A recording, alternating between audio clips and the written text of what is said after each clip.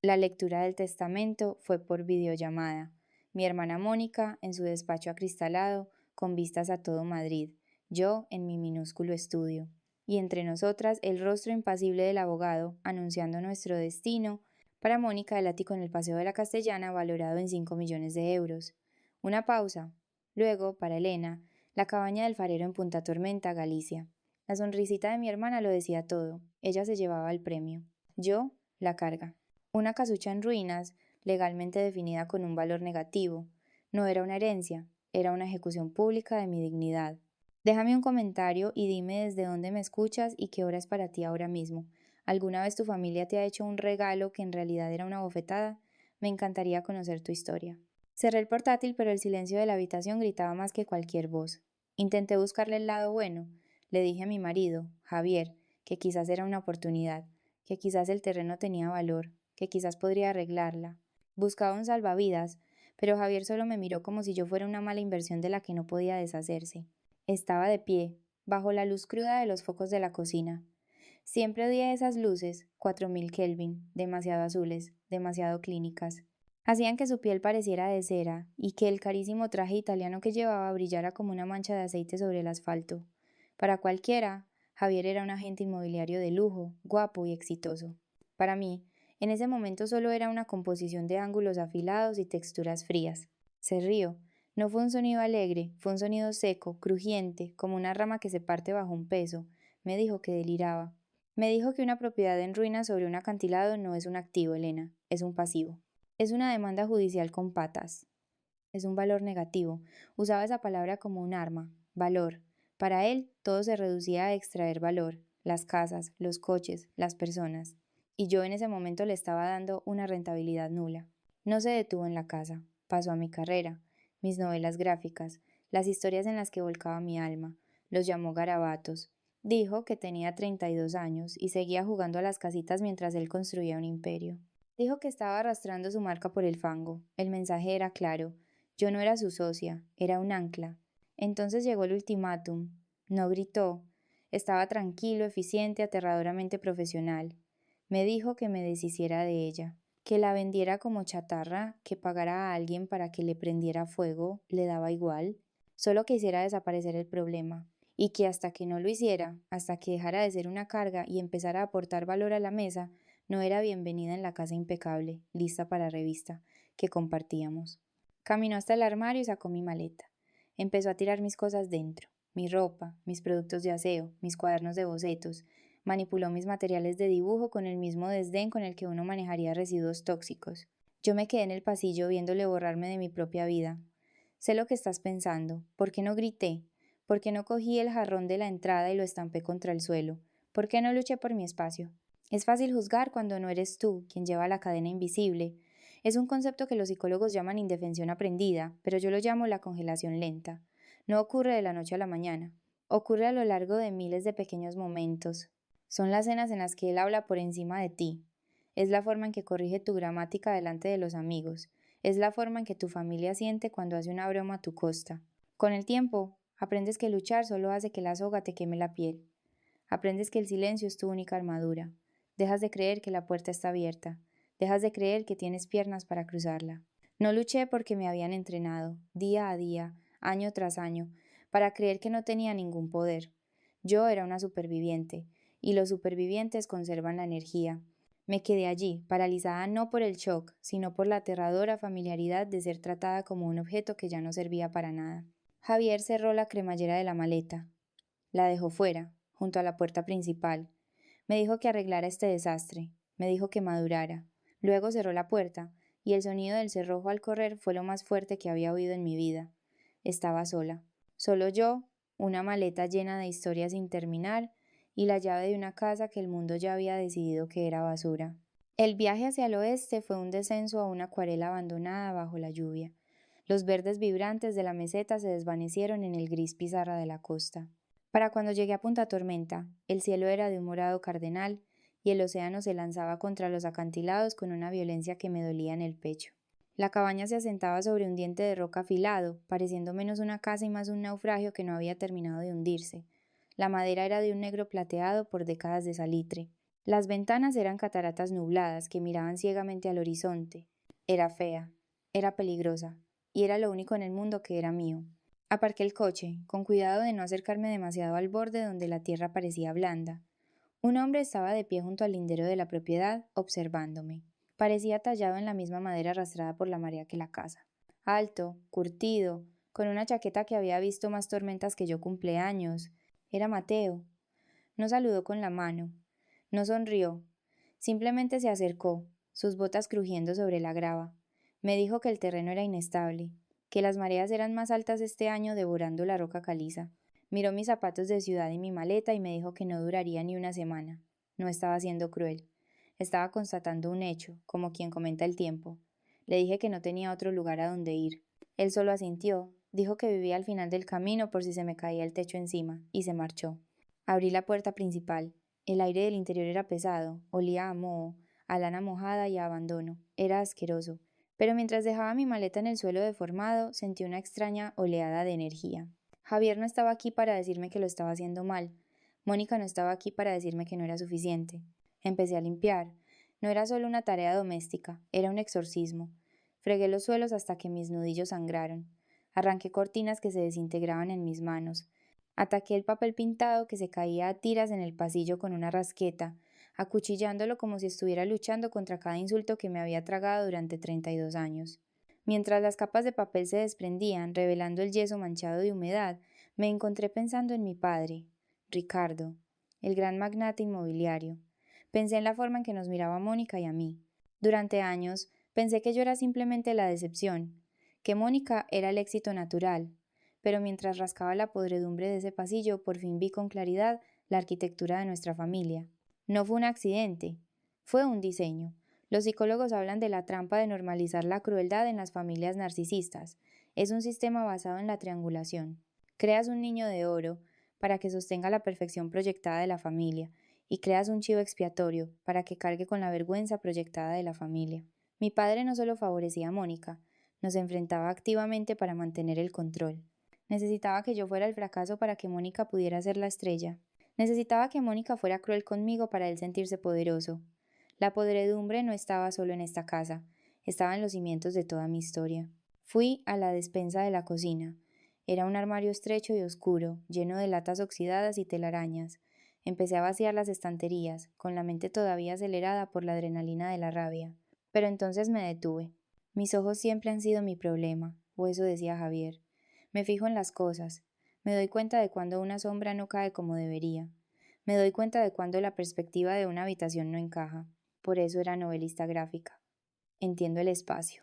Miré la pared del fondo de la despensa. Había recorrido el perímetro de la casa por fuera. Conocía las medidas. Sabía dónde debería estar el muro exterior. Pero al mirar esta pared interior las cuentas no cuadraban. La profundidad era incorrecta. Faltaba al menos 1 metro de espacio entre la parte trasera de estas estanterías y el revestimiento exterior. Para cualquiera era solo una casa vieja con muros gruesos. Para un artista era un error de composición. Era un punto de fuga que no fugaba. Golpeé la madera. No sonó como yeso sobre listones. Sonó a hueco. Cogí una palanqueta del montón de herramientas que había encontrado en el cobertizo. El corazón me martilleaba en las costillas, lo suficientemente fuerte como para ahogar el sonido del océano. Encajé la punta de metal en la junta del panel de madera y tiré. La madera gimió, luego chilló cuando los clavos se dieron. Retiré el panel, esperando encontrar aislante o quizás un nido de ratas. En su lugar encontré oscuridad. Un aire frío, húmedo y en movimiento me golpeó la cara. Olía a sal y a piedra antigua. Esto no era el hueco de una pared, era un pasadizo. Cogí mi linterna y me deslicé por la abertura. El haz de luz cortó la penumbra para revelar una estrecha escalera de piedra tallada directamente en la roca, que descendía en espiral hacia las entrañas de la tierra. Debería haber estado aterrorizada. Cualquier persona cuerda habría llamado a la policía o habría vuelto corriendo a la seguridad del porche podrido, pero yo ya no estaba cuerda. Era una mujer que acababa de ser borrada por su familia, y no tenía nada que perder. Descendí. La temperatura bajaba con cada escalón. El sonido del océano se hacía más fuerte, un rugido sordo que vibraba a través de las suelas de mis botas. Al final, la escalera se abría a una caverna. Era una cueva marina, modificada durante la ley seca, reforzada con hormigón y vigas de acero, y estaba llena. Apiladas contra las paredes, envueltas en pesadas lonas marinas y hule, había cajas, decenas de ellas. Mi primer pensamiento fue drogas, o quizás armas ilegales. Mi padre era un hombre corrupto. No me habría sorprendido que hubiera estado dirigiendo una red de contrabando desde la propiedad que decía odiar. Saqué una navaja de mis vaqueros y corté el hule de la caja más cercana. Hice palanca en la tapa para abrirla. Esperaba bolsas de plástico. Esperaba metal. Di pan de oro. Se me cortó la respiración. Metí la mano, temblorosa, y retiré una capa de fieltro protector. Un par de ojos me devolvieron la mirada desde el lienzo. La pincelada era inconfundible. El empaste grueso, la forma en que la luz parecía sangrar desde la propia pintura. Retrocedí tambaleándome. Conocía ese cuadro. Todos los estudiantes de historia del arte del país conocían ese cuadro. Formaba parte de la colección perdida, una serie de obras maestras que se rumoreaba que habían sido robadas o destruidas durante el caos de mediados de siglo. Mi padre, Ricardo, había pasado 40 años obsesionado con estas obras. Las había buscado por toda Europa, gastado millones en investigadores privados, todo para venderlas en el mercado negro al mejor postor. Murió creyendo que habían desaparecido para siempre. Estaba equivocado. Estaban aquí, bajo el suelo de la única casa que consideraba inútil. Me moví frenéticamente de caja en caja. Un Vermeer. Un boceto perdido de Degas. Un pequeño y vibrante Van Gogh. Era imposible. Era un museo entero enterrado en la oscuridad.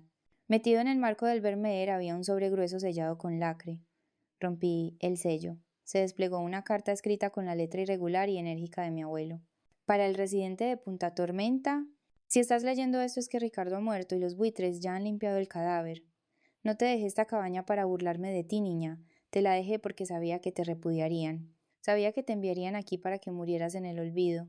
Pero también sabía que eras la única con ojos para ver. Tu padre mira un cuadro y ve una etiqueta con un precio. Mónica mira un lienzo y ve una desgravación fiscal. Tú miras y ves el alma. Ahora tú eres la guardiana. Protégelos. Me dejé caer sobre una caja, con la carta temblando en mi mano. No me había abandonado, había escondido el tesoro dentro de la basura porque sabía que era el único lugar donde la codicia de mi padre no buscaría. Mi inútil carrera de bellas artes, la profesión que Javier ridiculizaba como un hobby, la mirada sensible que me convirtió en el fracaso de la familia, era la única llave que encajaba en esta cerradura. Saqué mi teléfono, no había cobertura aquí abajo, subí corriendo los escalones de piedra, irrumpí en la cocina, jadeando en busca de aire.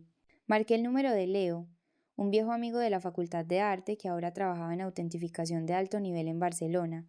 Elena, respondió, sonando confundido. Es medianoche. Escucha, me dije, mi voz firme, fría, precisa. Voy a enviarte unos archivos seguros. Necesito una valoración preliminar. Ahora. Le envié las fotos. El silencio al otro lado de la línea se prolongó durante 2 minutos. Luego le oí exhalar, un sonido de puro y aterrorizado asombro. Elena susurró. ¿Dónde estás? Esto es el Santo Grial.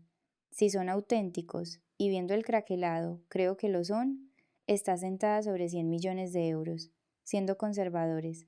Colgué el teléfono. Miré a mi alrededor, a la cocina podrida, al papel pintado despegado y a las manchas de humedad. Javier me había echado porque yo tenía un valor negativo. Mónica se había reído porque se quedó con el ático. Pensaban que me habían tirado a la basura. No se dieron cuenta de que me acababan de entregar las escrituras del reino. 2 días después, el sonido de un motor de alto rendimiento atravesó el rugido del océano. Miré por la ventana y vi un elegante Porsche Cayenne negro sorteando los baches del camino de grava. Parecía ridículo, como un tiburón intentando nadar en un charco de barro. Javier y Mónica. Los buitres habían llegado. Los vi salir del coche. Javier comprobó el brillo de sus mocasines italianos antes de permitir que sus pies tocaran la tierra. Mónica se ajustó el abrigo de cachemir, protegiéndose los ojos del rocío como si el propio océano fuera una afrenta personal a su higiene. Caminaron hacia el porche con el frente unido de una fusión empresarial. Abrí la puerta antes de que pudieran llamar. No iba a permitir que aporrearan mi santuario. Elena, dijo Mónica. No dijo hola. Solo dijo mi nombre con un suspiro pesado y compasivo, del tipo que se reserva para las mascotas enfermas que estás a punto de sacrificar. Mira qué pinta tienes. Pareces agotada. Estoy trabajando, dije, bloqueando la entrada. ¿Trabajando en qué? Se burló Javier, empujándome para entrar en la sala. Miró a su alrededor, los suelos limpios, las paredes parcheadas, las herramientas organizadas en un rincón. No vio las mejoras, solo vio la falta de decoración. Este sitio es para demoler, Elena, te lo dije. Pero buenas noticias, hemos encontrado a alguien lo suficientemente estúpido como para comprar el terreno. Dejó caer una carpeta sobre la mesa de la cocina. El sonido retumbó en la habitación vacía. Un promotor, dijo Javier, adoptando su voz de agente inmobiliario, ese tono suave y sintético que usaba cuando intentaba cerrar un trato en una propiedad con problemas de cimientos. Quiere construir un resort de lujo, pero el acantilado es inestable. Así que el plan es dinamitar. La sangre se me heló. ¿Dinamitar? Demolición, dijo, agitando una mano con desdén. Van a volar la cima del acantilado, estabilizar la roca y construir de nuevo. La cabaña desaparece, obviamente. Si dinamitaban el acantilado, derrumbarían la cueva marina, enterrarían la colección perdida bajo toneladas de granito y piedra caliza, destruirían la historia por una espada de medio pelo. Hemos negociado una compra, añadió Mónica, dando un paso adelante para poner una mano en mi brazo. Su tacto era ligero, frío y completamente teatral. 45.000 euros. Es generoso, Elena.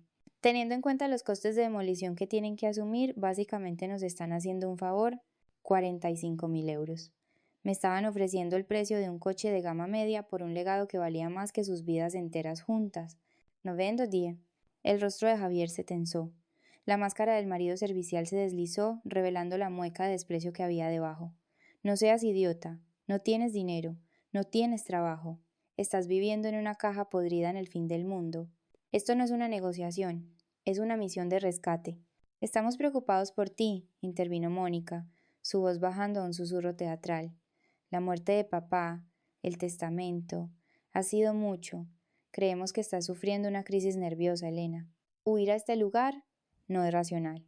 No podemos dejar que tomes decisiones ahora mismo. Firma los papeles, coge el dinero, vuelve a casa y déjanos ayudarte. Era una clase magistral de manipulación. Intentaban patologizar mi independencia. Si me negaba, estaba loca. Si aceptaba, estaba agradecida. De cualquier manera, ellos ganaban. Javier destapó una pluma estilográfica, una Montblanc, que le había regalado por nuestro 5º aniversario y señaló la línea de la firma. Fírmalo, Elena. Deja de fingir que tienes poder de negociación. No tienes nada. No eres nada sin nosotros. Miré la pluma. Miré el contrato. Miré a las 2 personas que habían definido mi valía por mi utilidad para ellos durante toda mi vida. Estaban allí, con sus ropas caras apestando a arrogancia y agua salada, pensando que me estaban tendiendo un salvavidas. No tenían ni idea de que estaban de pie sobre una trampilla. No voy a firmar, dije, mi voz tranquila, firme, desprovista del temblor que esperaban. Entonces te declararemos incapacitada, espetó Mónica, perdiendo la paciencia. Solicitaremos un poder notarial. Vamos a hacer esto, Elena. Hoy. ¿Queréis la propiedad? Pregunté. Queremos liquidar el activo, corrigió Javier. Bien, dije. Dejad que os enseñe la tasación. Metí la mano detrás de la barandilla del porche y cogí un pesado portafolio de cuero. Se lo tendí a Javier. Lo miró, confundido, con la mano todavía suspendida sobre el contrato de compraventa. ¿Qué es esto? Preguntó. La tasación, dije. Léela. Arrancó la carpeta de mis manos, su irritación irradiando de él como calor.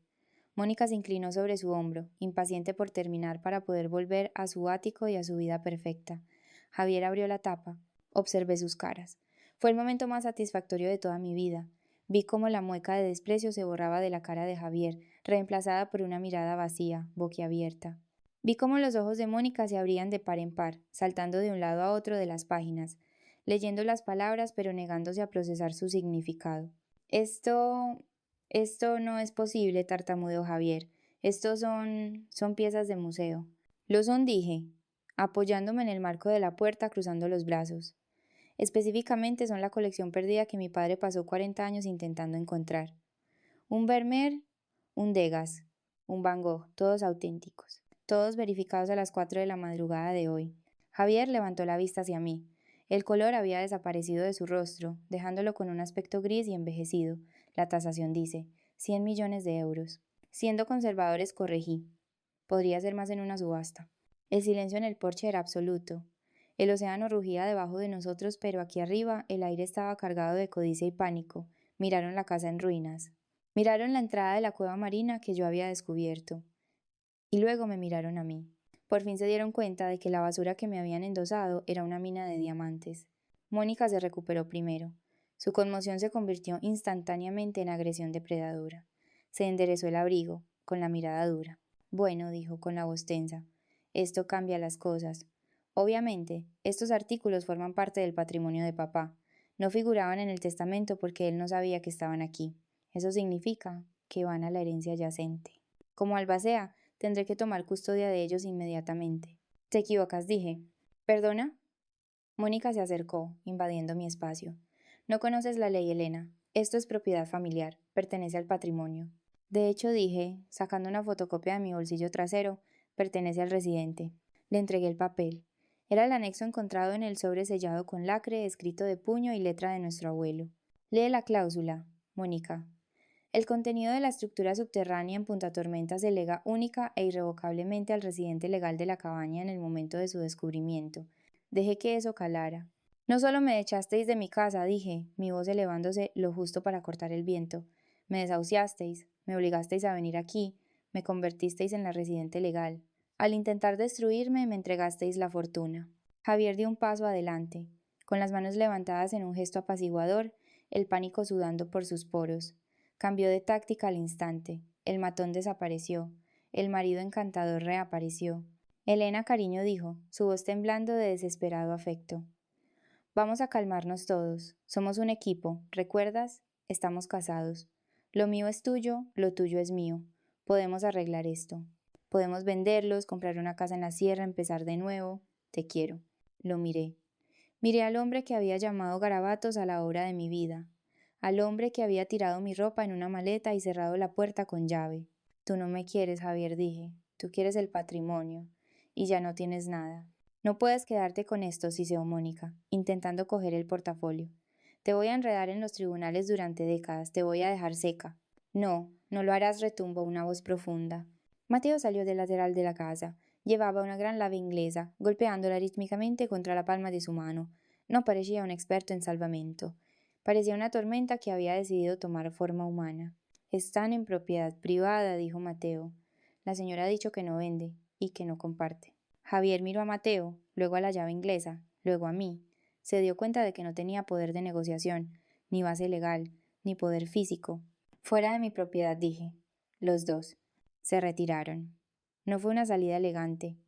Tropezaron de vuelta al Porsche, discutiendo, culpándose mutuamente, sus voces agudas y pequeñas contra la inmensidad del océano. Los vi alejarse, el coche patinando en el barro que yo había aprendido a sortear. Me quedé en el porche de mi casucha de 100 millones de euros, respiré hondo el aire salado, y por fin, por primera vez en 32 años, me sentí limpia. Las consecuencias no fueron una onda, fueron un tsunami. Cuando la noticia de la colección perdida salió a la luz, el legado de mi padre no solo se empañó, se desintegró. La investigación sobre cómo Ricardo adquirió el arte abrió puertas que deberían haber permanecido cerradas. Fraude, malversación. Las obras fueron repatriadas a museos o vendidas en subasta, y los beneficios se destinaron a la educación artística, exactamente como mi abuelo pretendía. Ahora mi padre no es recordado como un magnate, sino como un ladrón. A Mónica no le fue mucho mejor. Los inversores se ponen nerviosos cuando una directora ejecutiva está implicada en un escándalo de arte internacional relacionado con patrimonio robado. El gráfico de las acciones de su empresa se parecía mucho al acantilado de Punta Tormenta, una caída vertiginosa y aterradora hacia el océano. Todavía tiene su ático, creo, pero no tiene su reputación. ¿Y Javier? Lo intentó. De hecho, solicitó una pensión compensatoria, alegando que se había acostumbrado a un estilo de vida que yo ahora podía proporcionarle. Mi nuevo equipo de abogados tiburones con trajes de seda le recordó el acuerdo prenupcial que me había obligado a firmar cuando pensaba que yo era el pasivo. Se fue con su Porsche de leasing y una factura por mis honorarios legales. No vendí la cabaña, no dinamité el acantilado. La sané. Utilicé los ingresos de las pocas piezas que legalmente podía vender para reforzar los cimientos.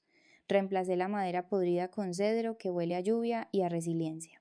La cueva marina está ahora sellada, una bóveda que cumplió su propósito. La cabaña no es una mansión, es un estudio, una galería, un hogar. La semana pasada llegó una carta, papel crema grueso, sin remitente, pero reconocí la letra, era de mi madre. Había guardado silencio durante 32 años, observando desde la barrera mientras mi padre y mi hermana me desmantelaban. Ahora de repente quería reconectar. Escribió que la sangre tira mucho, escribió que la familia es para siempre sin importar los errores. Me senté junto a la chimenea, el calor luchando contra el frío de la costa. Sostuve la carta sobre las llamas. Hay un mito peligroso que nos contamos a nosotros mismos, que el ADN compartido crea la obligación de soportar la toxicidad. Creemos que marcharse es un fracaso del amor. Pero me di cuenta ese día, viendo el papel curvarse y ennegrecerse, que la sangre es solo biología. No es un pacto suicida. No le debes a tus abusadores el acceso a tu paz solo porque compartes un apellido. La única familia que necesitaba era la que yo misma me había construido. Yo, mi arte y las pocas personas como Mateo que vieron el tesoro antes de ver el precio. Dejé caer la carta en el fuego y la vi convertirse en cenizas. No me sentí culpable, me sentí ligera. Salí a la terraza. La tormenta por fin había amainado. El cielo era de un morado cardenal, despejándose hacia un dorado brillante imposible. Coloqué mi caballete. Por primera vez en mi vida, no pintaba para complacer a un crítico o vender un producto. Pintaba porque había sobrevivido. Miré hacia el horizonte, donde el mar se encontraba con el cielo. Ya no era la oveja negra, no era el fracaso, era la farera, y mi luz, por fin, estaba ardiendo.